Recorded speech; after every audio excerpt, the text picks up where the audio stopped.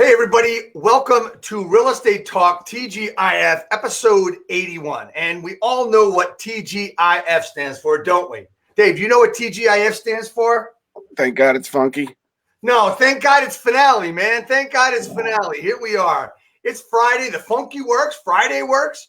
But here we are. And my great guest here, a good friend, a mentor and coach to me as well, David DeVoe. Homes by DeVoe with eXp Realty. Dave, I got to start with one thing before I even let you talk. Happy birthday to you. Happy birthday to you. Happy birthday, dear Dave. Happy birthday to you. Thank you, sir. Thank you. You're welcome. So anyway, Dave, thanks so much for coming on. Tell us about you and what you got going on and a little bit about your story and where you started. I mean, you're at a point now where, you know, you're doing really, really well. You're at a point where you're killing it with your team and your group and lots of other businesses. Where'd you start out, Dave? I started out in the mortgage business in 99. And I was in the mortgage business for like 10 years. And then I segued into real estate. So pretty much right out of college, not that I finished college, but right out of sophomore year of college, I got into mortgages. I had been performing. I'm a musician, so I was studying music in college, and I had been performing in the city, in New York City. And there was somebody there who owned a mortgage company who was a friend of my aunt, and he saw me and met me and was like, "You should be in the mortgage business." And so that's how I got into it. So I started out just kind of working in processing, worked my way up to a loan officer. Then I opened up a couple of branches of the mortgage company and did quite well for my age. And, considering the time that it was pretty easy to be in the mortgage business at that time. Again, I was quite young. I probably could have done way better than I did. But I ended up opening a branch of that company in Hoboken in 2009. And I'm sure most people who are listening or who will listen to this know what happened in 2009 to the mortgage business. It just disappeared, pretty much. Right. There were banks. I mean, you would, as a loan officer, you would write a loan, right? And the borrower was perfectly qualified for the loan. They provided all the documentation needed. And yet they couldn't close because by the time you got to the closing table, the bank didn't exist anymore. It wasn't that they didn't qualify. The bank's not here. Like, are they late? No, they don't exist anymore. Fun. It was crazy, man. So, that a lot of people made it through that. A lot of loan officers made it through that time. And, I decided to pivot. I saw an opportunity being in Hoboken, trying to win the business of the agents that I saw. And I saw, a few agents who were doing things really well, the way I wanted to do things and had the work ethic that I had. And then there were a lot of people who were just doing it in just a weird way, not really doing much. So I saw an opportunity because even the people who were not necessarily running a business were succeeding in real estate at the time. So that's how I stumbled into real estate. I remember just going to school thinking like, I'm just going to completely change careers. It was scary. I had no money. I had burned through all of my money in the last 6 months because there were no mortgages to be written. It was scary. So you go into real estate school, you learn about real estate and then you get your license and then you start. What was the first training and coaching you came into to help you get started? What was the immediate training you got? Well, the company that I started with, I had gone into that office as a loan officer, and the owner was like, look, you come in every day, you get your license, we'll give you all the mortgages, right? You do all the mortgages, and then you could do real estate too. And I was pumped. I was like, yes, like this is great. I'm going to get a ton of loans, and I'm going to learn real estate. And then I found out that they had done maybe 2 sales in the last like year. Oh, good. Well, you should get all of them. Yeah, I definitely was going to get all of them. They were a rental factory. I mean, they just cranked out rentals. And so I needed money quick, and I saw an opportunity there. I mean, literally, they had a book of like a book of rental listings that the agents would take, that they would, they wouldn't put on the MLS. They would just take them, and we would all rent them internally. That's kind of how it worked at that point. So I got into that, and I figured out that if I had enough listings posted on Craigslist, it was Craigslist at the time in the rental game. Right. And I posted them in the right way, and I had enough exposure on Craigslist. Anybody who was looking for an apartment, because that's where you looked. You didn't go to Zillow. Like you went to Craigslist. If I was all over it, then I was going to get possible tenants. So I cast this wide net, and then people would call in, and I had this application. I would ask them questions, and at the end of it, I would either say yes or no. I'm going to meet with them or I'm not. And I developed this system, and pretty soon after that, I was just cranking. I was number one in the office. After a couple of months, I was doing like 15 or 16 rentals a month. And I learned from some of the dudes who had been there before. I took little bits and pieces from what they were doing, and I made the system. There's this guy, Eric Melnikoff, who is a great agent. He's with Keller Williams and Wayne. And when I walked in the office, he's like, "Hey, let's go grab a coffee and talk." And he started asking me questions, and he helped me out, and he showed me a little bit of what he was doing. I took a little bit of what she was doing, and I put this system together, and I was cranking out like 15, 16 rentals a month. But I was just working in all hours of the day until people will inquire on apartments at like 10 o'clock and be like, "Can I see this apartment?" At 10 o'clock at night, so it wore me out. It burned me out. So I'm getting to your question.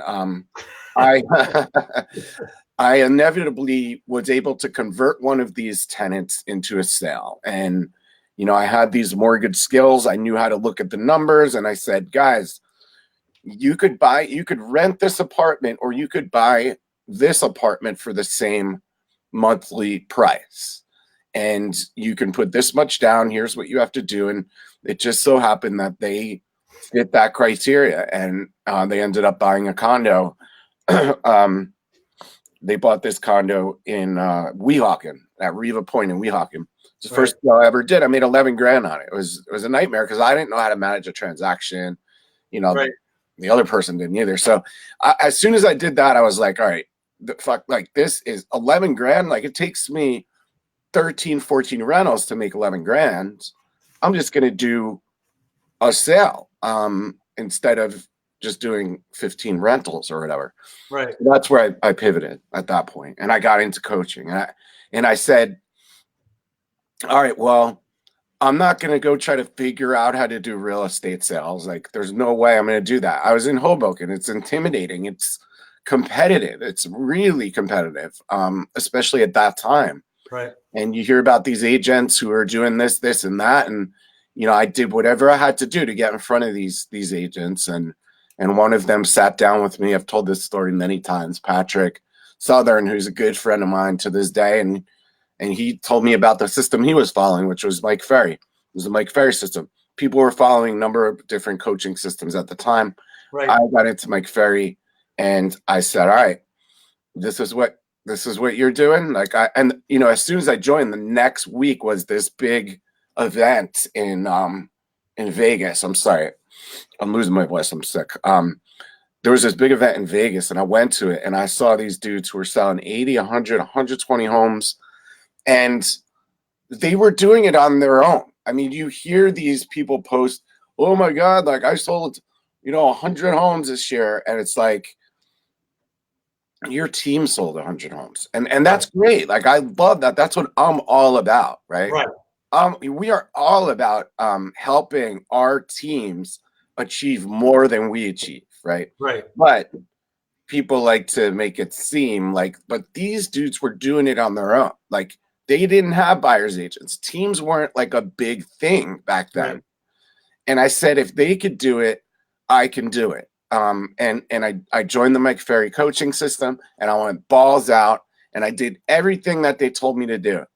And I never deviated. I was hardcore dedicated to this because what I went through, and we're not going into this story, we didn't go into this story, but when I went through a year before that, when the mortgage industry disappeared and I had no income, I was never going to go through that again.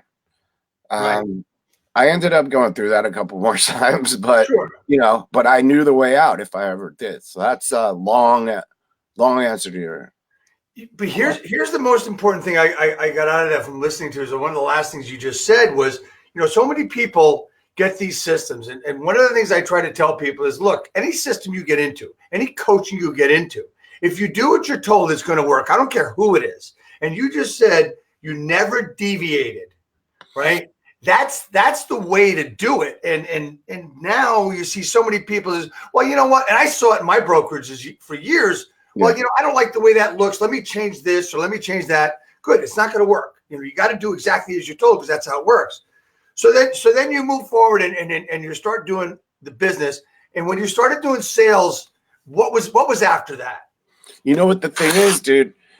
It's not that the system that's designed is perfect, right? And if you deviate from it, you deviated from this perfect system that everything about it has to be. It's not that. It's your mindset. It's that when you start to deviate, right, you're trying to cut corners. And that's what it is. So I just wanted to, that's a great way to put it. That's what it was, right? So what was your question again? So I'm getting into the business. I've got this, head on like thing that I'm taking on. What's next? Right, exactly. What's next? So you get into Mike Ferry, you start going all balls in, and then you move forward. And where'd you go from there? I got lucky. I cultivated relationships with people that were doing better things than I was doing, and I ended up getting a 5-unit building in West New York that I listed. That was bank owned. And the bank was friends with this dude who took a liking to me and believed in me and was like, I want you to have this opportunity. And we were friends at the time. His name is Feroz. He gave me this listing and it was 5 units in West New York. And like, I didn't know what to do. I kind of knew what to do, but they don't teach you in real estate school what to do. The Mike Ferry system teaches you what to do, but it's over time. A lot of the training that I was doing was teaching you how to get the listings. Now I've got to go learn how to sell the listings. Right. A lot of these coaching programs, the how to sell the listings part is all price it aggressively. And then you don't have to worry about that. Right. But I was dealing with a bank and this was different. Those conversations were not going to happen. So I had to find the people who were going to be interested in bank-owned properties and who were looking for it. And that's easy to do, right? Because it's everybody in the world. So I put them up, I listed them, I sold them. Next thing you know, I have another developer a couple of blocks over that's building 40 or so units. And I meet him. He liked me.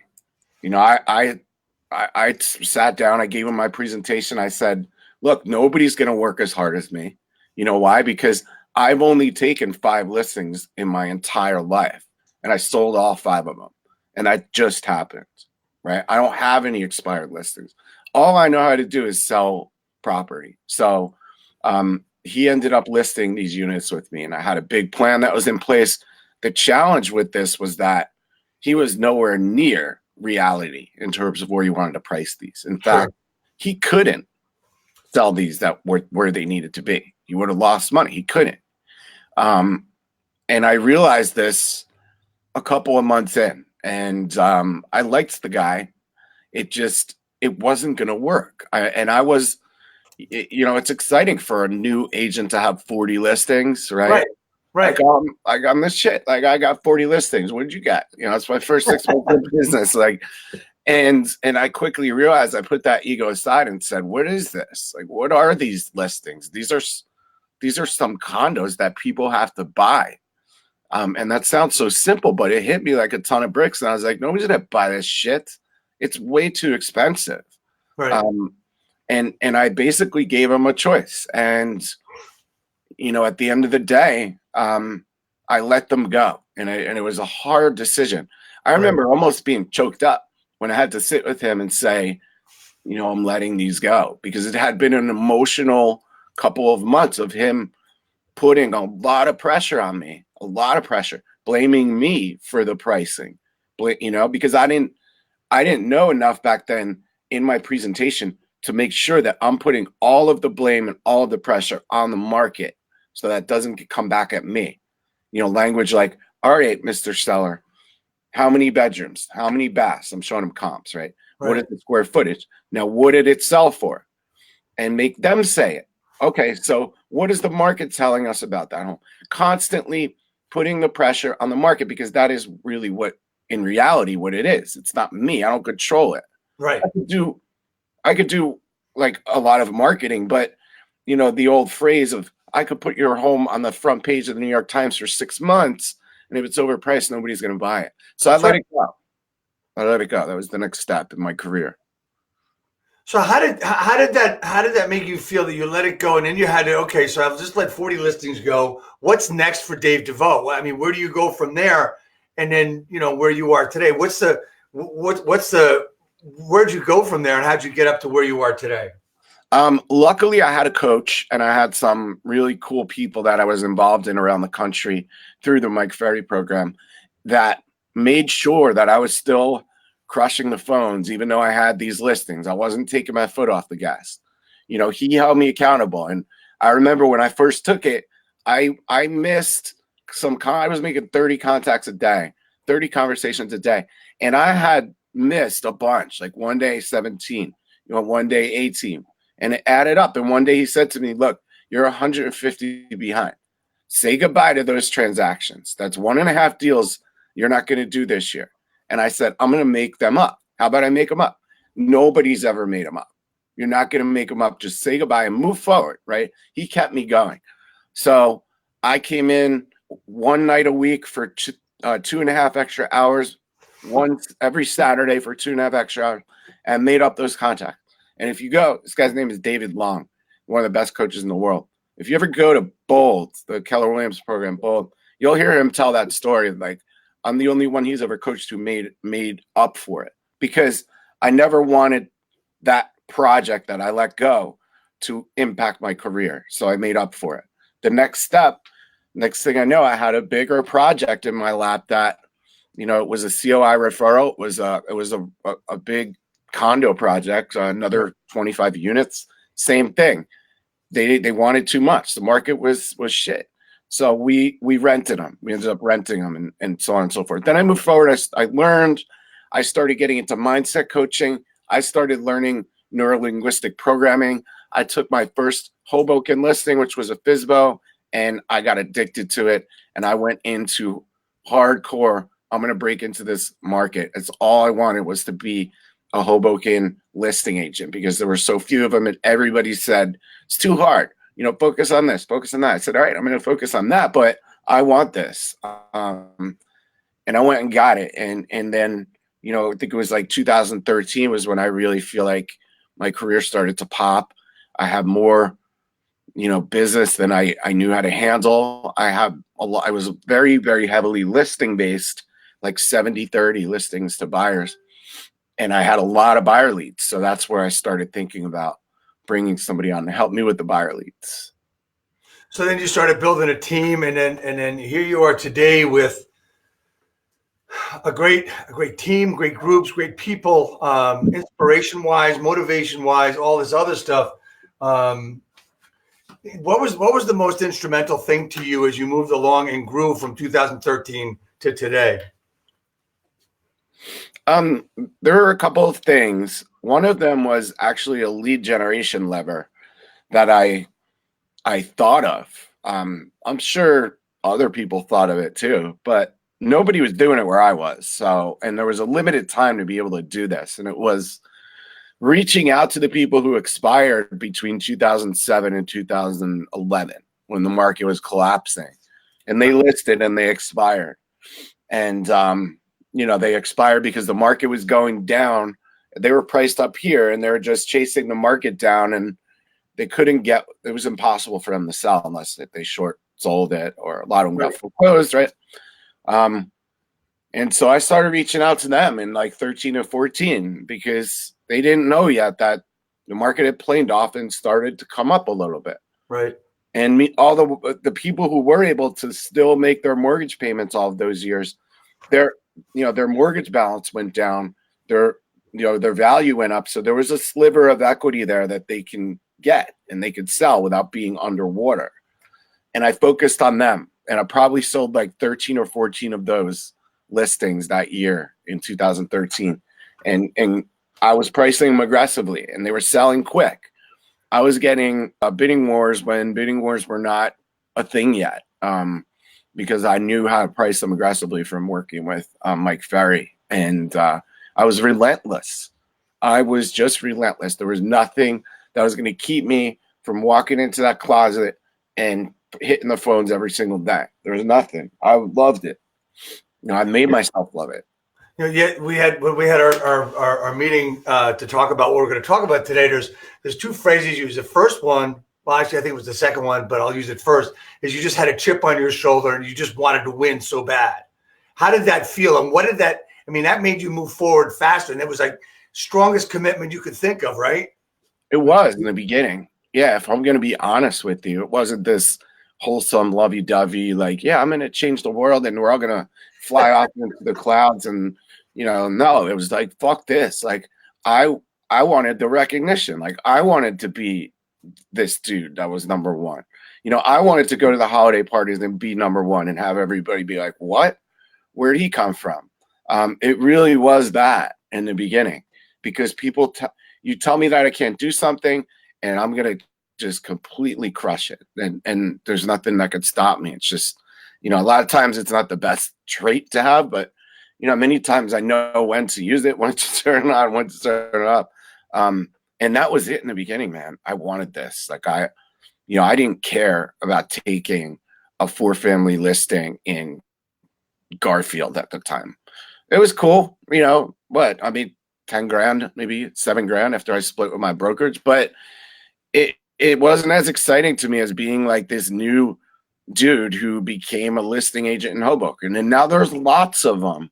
There's lots of them over the course of the last 6-7 years. It's been real easy to sell real estate in Hoboken because you just have to put it on the MLS and price it somewhat within the realm of reality. So a lot of people who have friends and family in the business will give them their listings in Hoboken, and boom, they sell.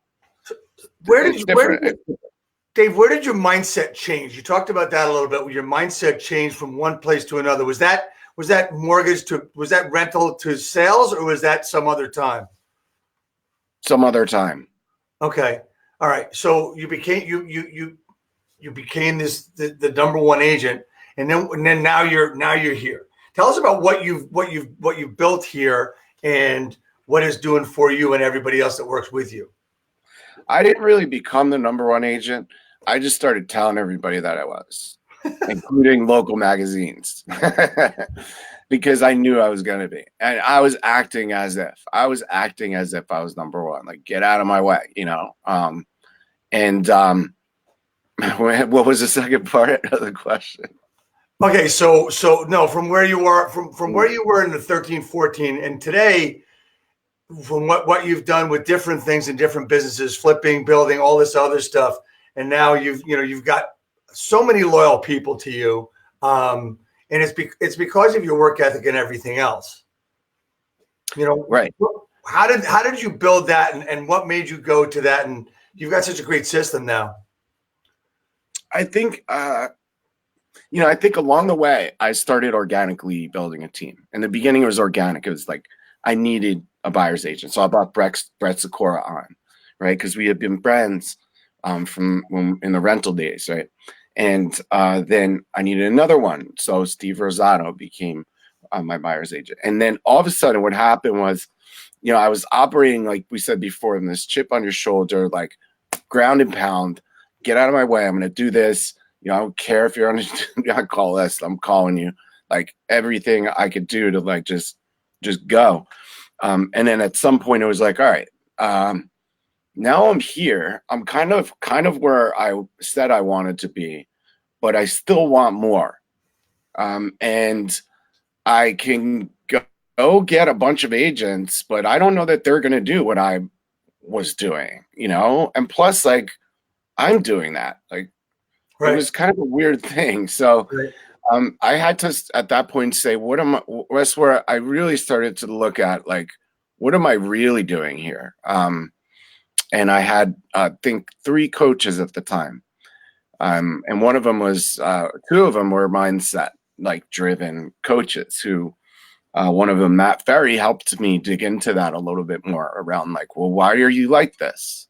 What are you doing? Why are you trying to get to, by the way, where is it that you're trying to get? And why are you trying to get there? What are you going to do when you're there? And start to ask these questions, which slowed me down a little bit and calmed me down a little bit. And we started thinking about that. We started practicing meditation and goal setting and a lot of the stuff that I talk about now in my coaching.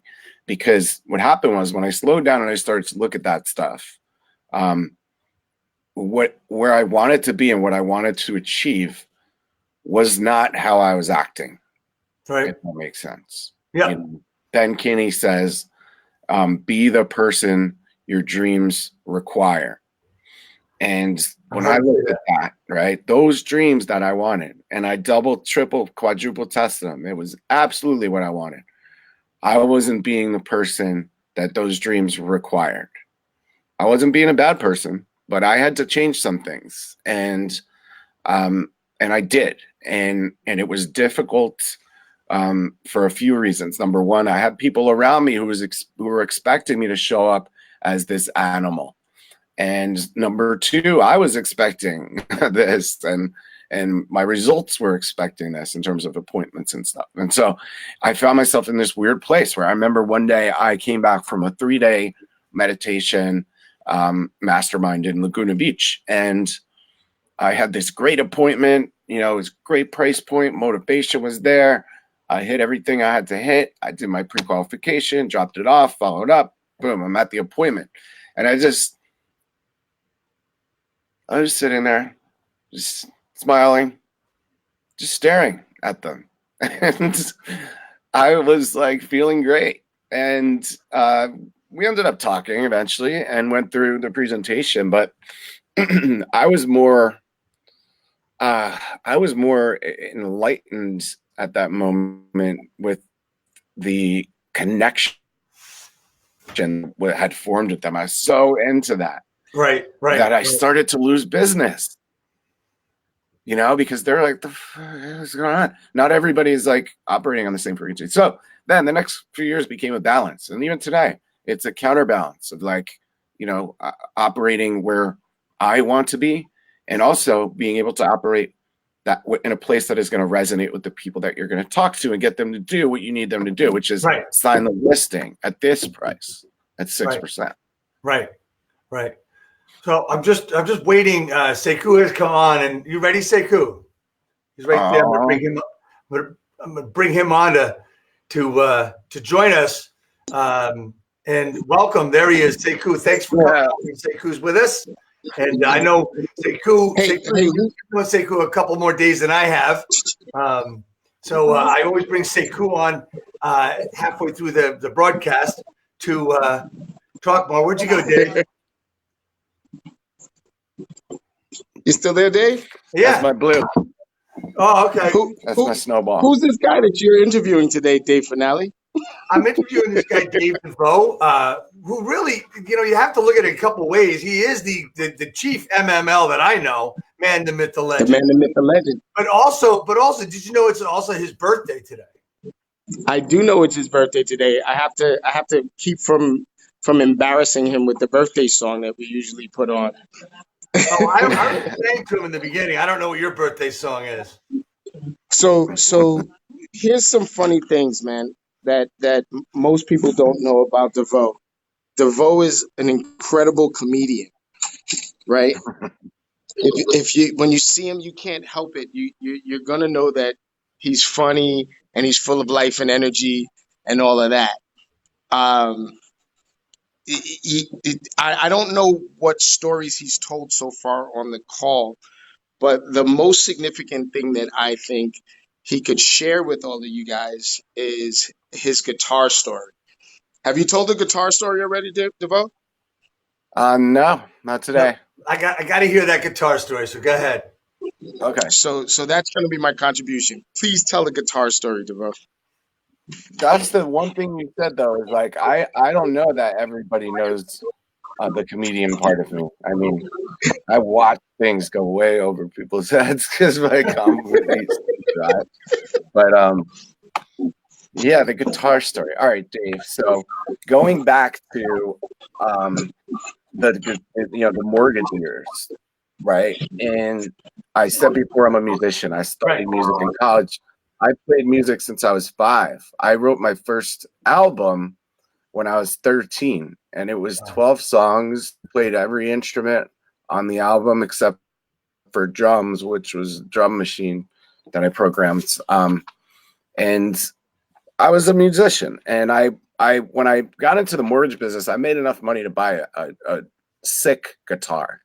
It was a Paul Reed Smith custom 22 semi-hollow body with no F-hole. You could do it that way you will. Many people will know what an F-hole is, many won't, but it's a rare guitar. You can't just go into a guitar store and buy this guitar. So I bought it, and I loved it. It meant everything to me. I wrote so many songs. How did my cat get down here? Close the door. And I played the shit out of it. I played tons of shows. It was my favorite guitar. And so fast forward years later, I am in a place where I had no mortgages. I burned through my savings. I had no business. And, I had a BMW. I had a nice condo in Englewood, New Jersey. And I had another condo. I had nice things, and I was playing golf a lot, playing music. I was doing a lot of work, but anyway, when I had to do what I had to do to get into real estate school and to keep going with this life and build something and know that this breakdown was going to lead to something big. It was going to be a big breakthrough. And so, for me, it was losing the BMW or short selling the condo. All of those things, they hurt, right? But nothing hurt as much as when I had to sell this guitar. Wow. And I had to sell this guitar in order to pay 2 months ago's rent so that I can stay another month before they could legally start eviction proceedings. And I had to sell this guitar for $1,000. I bought it for $2,500 or something like that.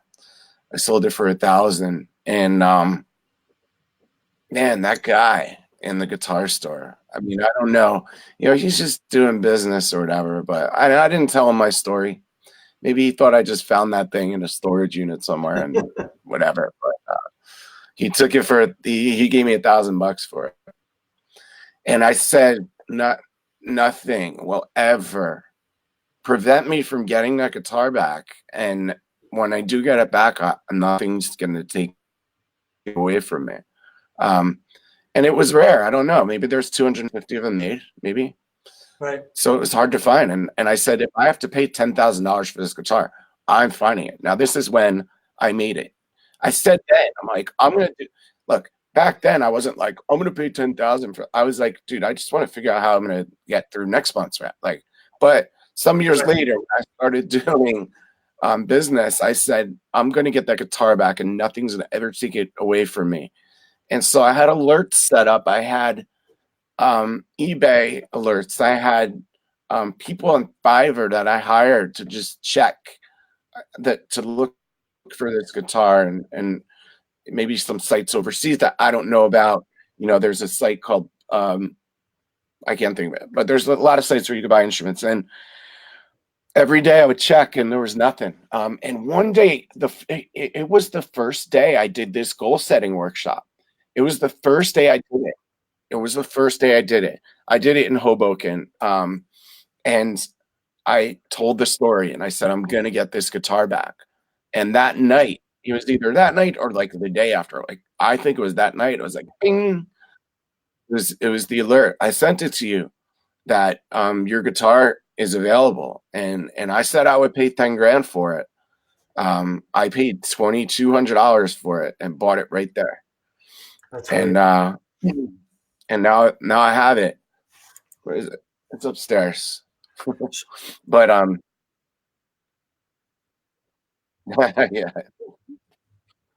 But Go ahead, this is a Sekou. story about. Go ahead.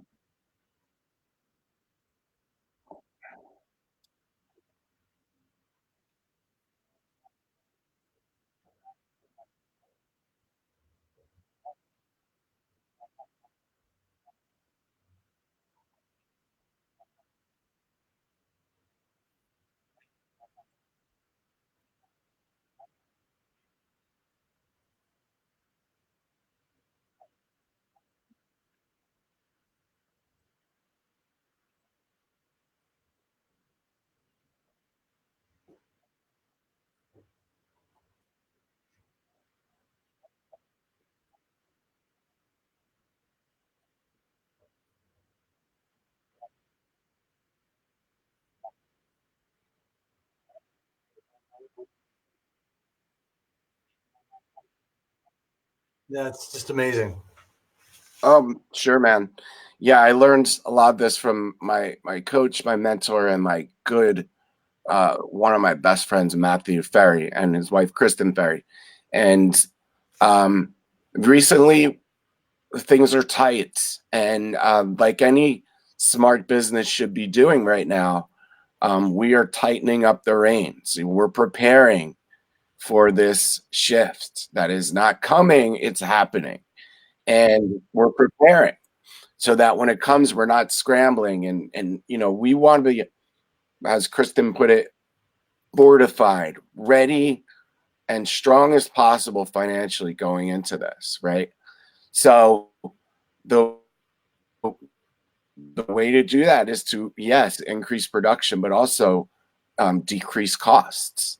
And so my life is all about leaning out right now. Right. Do we absolutely need it? Is it bringing us a return? Can you show me that return now on a napkin? And if not, get rid of it. We'll get it back later. Get rid of it.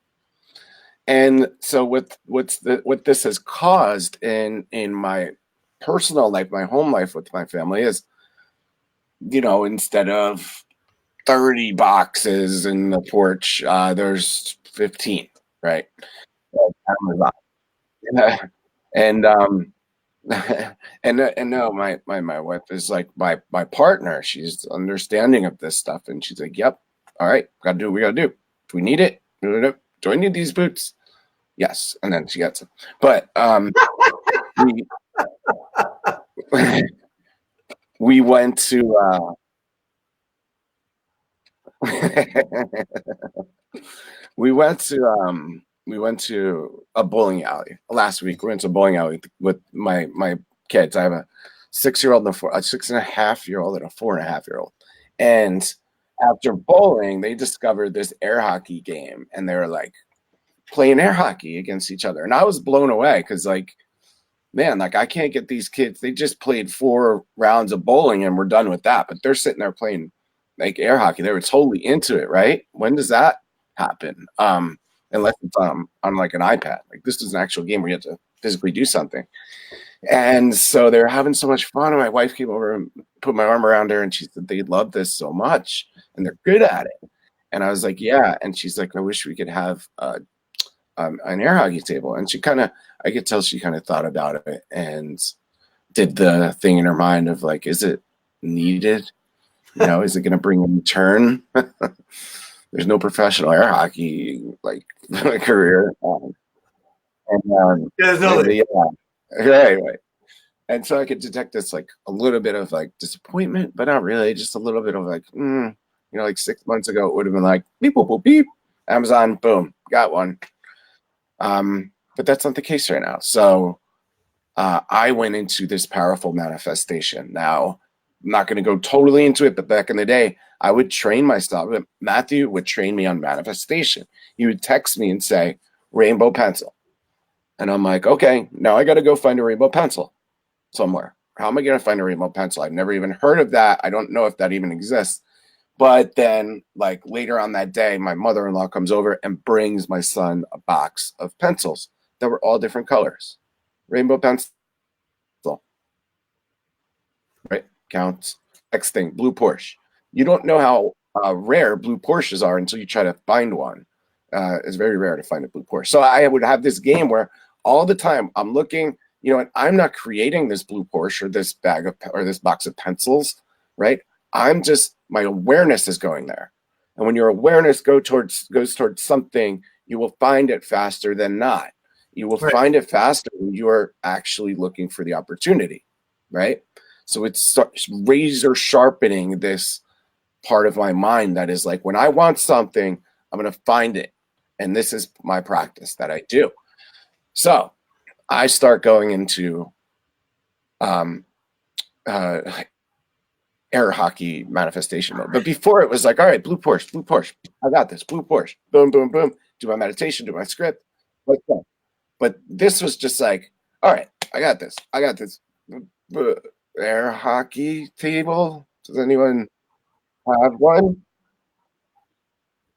Like, Yeah, right. So, well, dude, 100%. I get home and I get this email from this dad's night group that I'm in for Ridgewood, the Ridgewood school system. And the title is Air Hockey Table Works Perfectly, Free. Come and pick it up on the side of the road. And I lost it. Like, oh man, I emailed the guy. I'm like, is it still there? He's like, yeah, it's still there. I'm like, dude, I'm coming. I'm on my way. Will it fit my truck? Yeah, it'll fit in your truck. So I got there, boom, put it together, come in here, and now I got an air hockey table in the other room. That's Yeah. fucking great. Love that.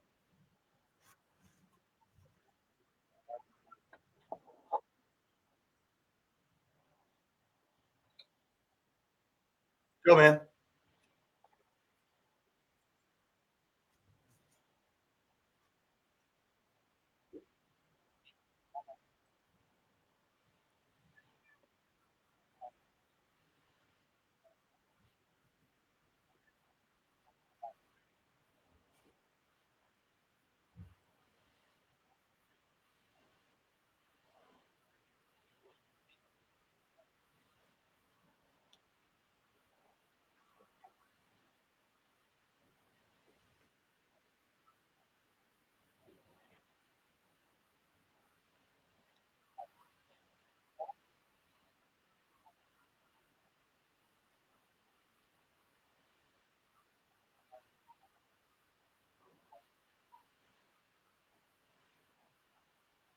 Talked about them earlier.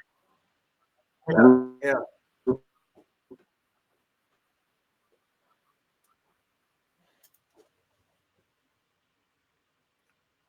Briefly, yeah. Yeah. Briefly, we touched on it.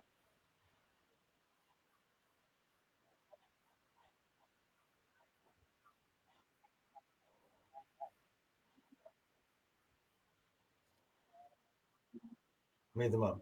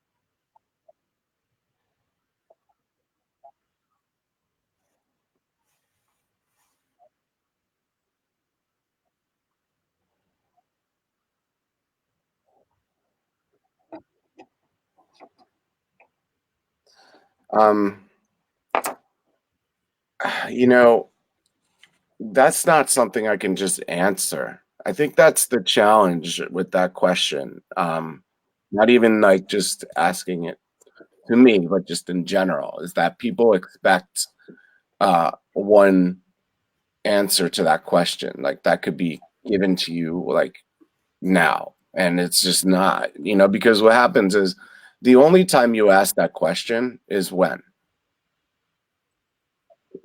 Yeah, is when there's no other solution. Is when there's no other solution.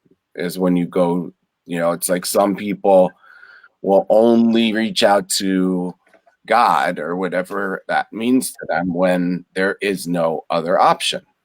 You know what I mean? And so how does that make God feel? And how does that make that question feel? The answer to that question is really most of the time not what people want to hear. And the answer to that question is have been working on it already for a long time. That's the answer.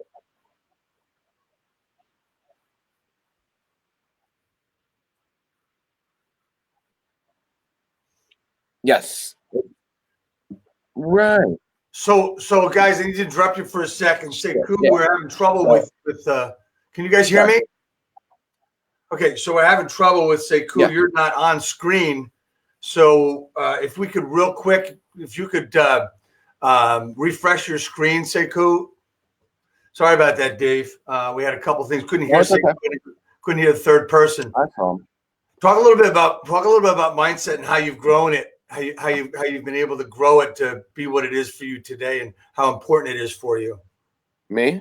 Yes. Did you hear Sekou's last question? No, I didn't. Oh, okay. That's what Is this better? Okay, so we're back. Can you hear my question? Did anyone else hear that last question? No, nobody did. Hey, ask it again. Well, I'm not going to ask it because it was a jerk question. No, I'm just playing. Okay. How do you maintain your mindset when things are going wrong?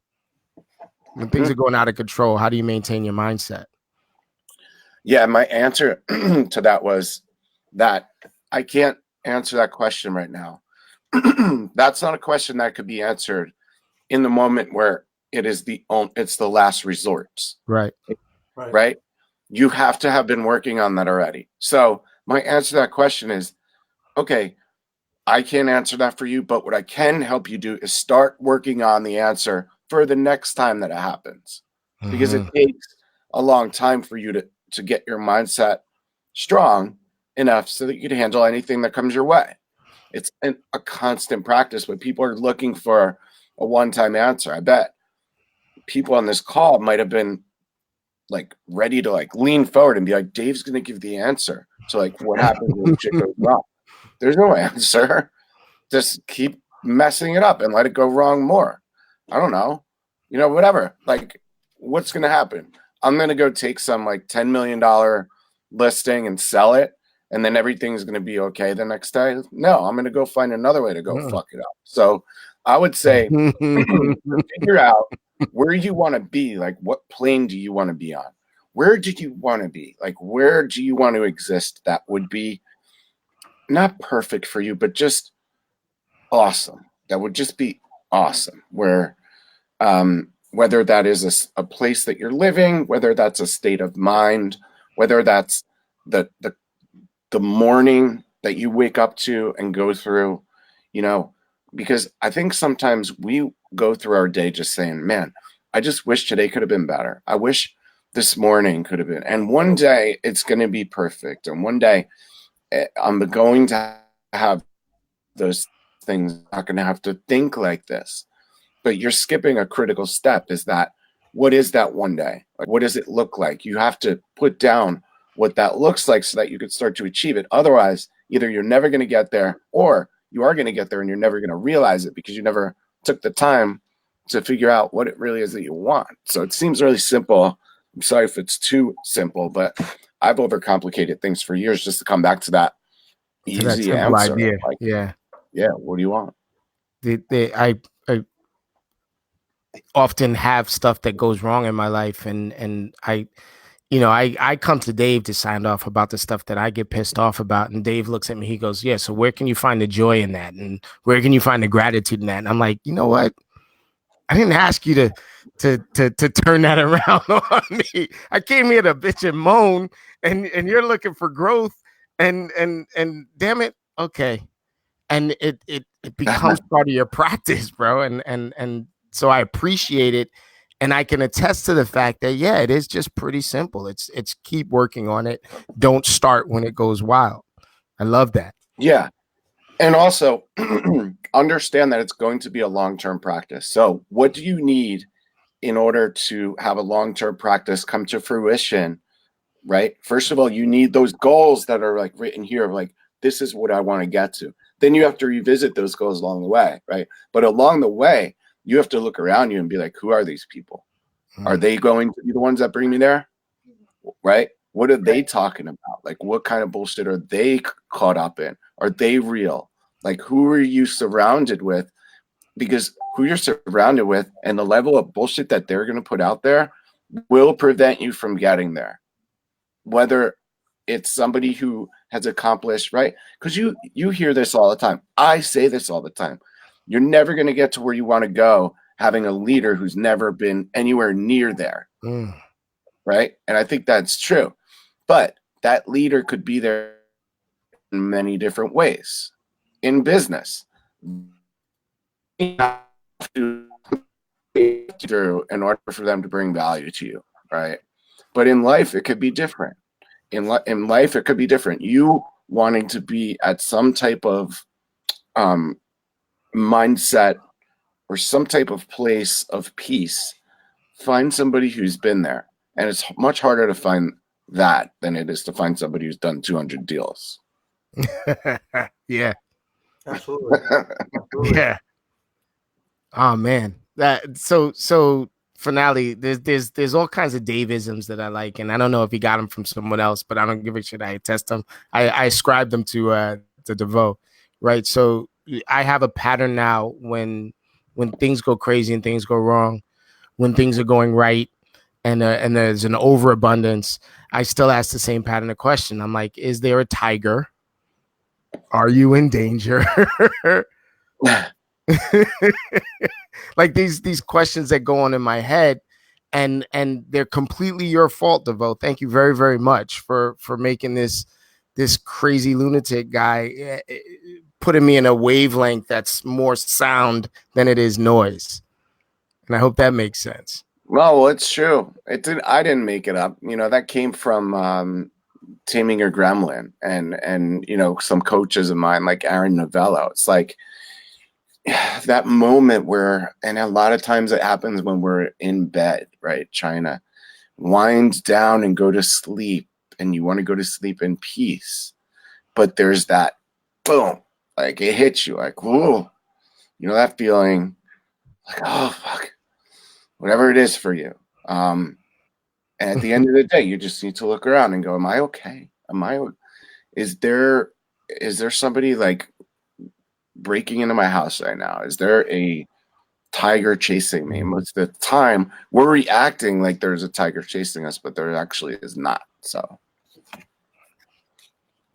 it's awesome. This has been pretty cool, and we got a bunch of people that have been on and have a couple of comments. Avo's on, perfect trio, says Avo. Avo says happy birthday. Candace says happy birthday. And we had Jeff Quinlan on saying hello. Quinlan. And so somebody else, we've got a guy by the name of Carl Pease, a friend of mine from New England, saying 2 Davids, no waiting. But there's just so much stuff going on in our business, and aside from the business, right? David, there's one thing that you could say to anybody that's watching us today to help them in their business or in their life, what would that be?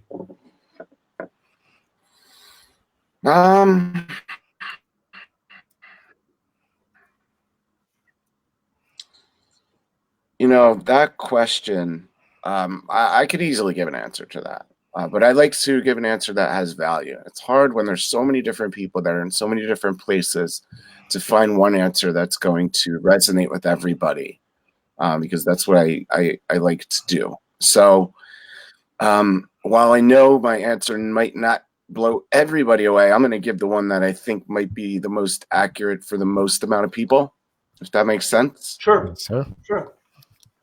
Okay. Always act like there's not enough, and always believe that you will have more than enough. That is awesome.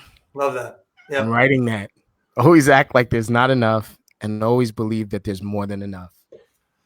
You know, it's as we were talking yesterday, you get ready for this. You know, I told you, you talked about the manifestation of the air hockey table. And I told you yesterday that like had a huge impact on me. And I'm not sure why. I think it's because, you know, I don't think until recently I've actually let myself go and to dream more and to believe that I believe more in myself than ever. And I do now. As I keep saying to Sekou, one of the things I say to myself almost every day is I bet on me. Yeah. And that manifestation story was just like, it kind of blew me away and has really set me on another path, not another path, but just the trajectory has gone from here to this, where it's going like, I hit the hockey stick. I'm on my way up. Yeah, I see it, dude. And I said that to you yesterday. And I said that to Brett before I talked to you yesterday, because I was talking to Brett. I'm like, watch this. I say to everybody here right now, like, watch what happens. Not only in your podcast is your energy going to be different, but you're hockey sticking it up, man. Thank you. And you know what? It's working with the people. And I've said this before. And this is, you know, this mutual admiration society here that we've got, you know, but it's true. I mean, you know, it's fun. It's fun working with that other guy, Sekou, and with you and Brett, and having the support of everyone there. And you know what? It's the thing is that there's not a dollar that is really being worried about. It's not a dollar that you're going to get in your pocket or Brett or whatever. It's about being people, being real, you know? Yeah. Does he get a hat? Yeah. So yeah. Mr. DeVoe, as a guest on Real Estate Talk TGIF, yeah, you get one of these. Hell yeah. Right, you get the hat. I know that's what you asked me the other day when I tried to get you on. We've been talking for a while, so I've heard from everyone that you will be at. There you go. Where's the horse mask? I heard that you're going to be at 50K Wednesday this coming up Wednesday, right? Yes. So we're going to be there. We're going to give you the hat that day when we see you on Wednesday. I've got some friends coming that day as well. We've got a lot of great things going on next week. I'm breaking these bad boys out. I'll be on the phones. I'm going to be coaching. I'm going to be coaching agents live, meaning while you're on the phone, I'm going to be listening and be saying, here, say this, say that, do this, do that. Boom, appointment. It's going to be awesome.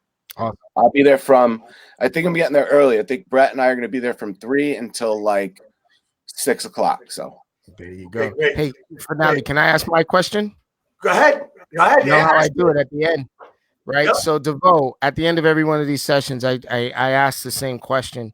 What can I do to help you grow?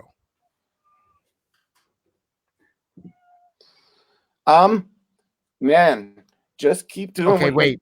You are like stop that cat from growing though. Cat is huge. All right, I'm sorry. Go ahead. He's been dying to get on. You just keep doing what you're doing, man. You guys, like, you help so much because you're the magnets for people who want to grow. And not only are you the magnets for people who want to grow, you're the example that is showing them that, like, hey, you come in these doors, something's gonna happen.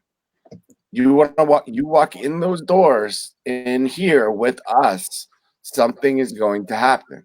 And the more people we attract that believe that and that help to foster that, the more powerful it gets.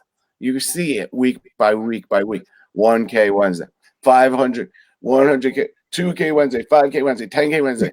Like, dude, it's on, man. It's on. I'll tell you this. Like, I've been sick as hell the past 2 days.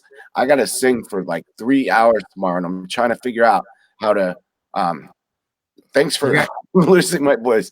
I'm trying to figure out how to conserve my voice. But you got to talk to Danielle Taylor. I've She been got the hottie toddies. All right. What are you singing tomorrow, Dave? Tomorrow I'm singing at a Dad's Night kickoff party in Ridgewood. It is exclusive to Dad's Night families in Ridgewood, which Dad's Night is a production that about 200 dads put on skits for their kids in March, and we start rehearsing next week. So this is just a kickoff party for that. I'm in the Dad's Night band. So the past 2 days has been me laying low, just hopped up on a lot of medicine and working on what is going to happen to 5K Wednesday starting next week. Well, we hit the number. I don't know if you can see on the board. He froze. There he is. So anyway, we've got some great things going on today. We've got Dave DeVoe going to be at 5K, 10K, 25 million K next week. You're going to be with us, and we're going to be crushing it with contacts, with appointments, with leads and stuff. And I'm going to be there. Sekou's going to be there. Mr. DeVoe, Mr. Sikora will be there. I can't wait to join it. Guys, just stay on as we end the broadcast for 1 minute. Thanks so much, Dave, for coming on. Sekou, as always, thank you. And we got lots of stuff coming on next week. We have my friend from Georgia coming on, Matt McCutcheon, whose main point of building his business was getting out of his own way. So Matt's going to be out with me next Friday, and then we'll keep going. Next week will be episode 82, and we keep rolling along. Thanks, guys. Boom. Thank you. Thank you.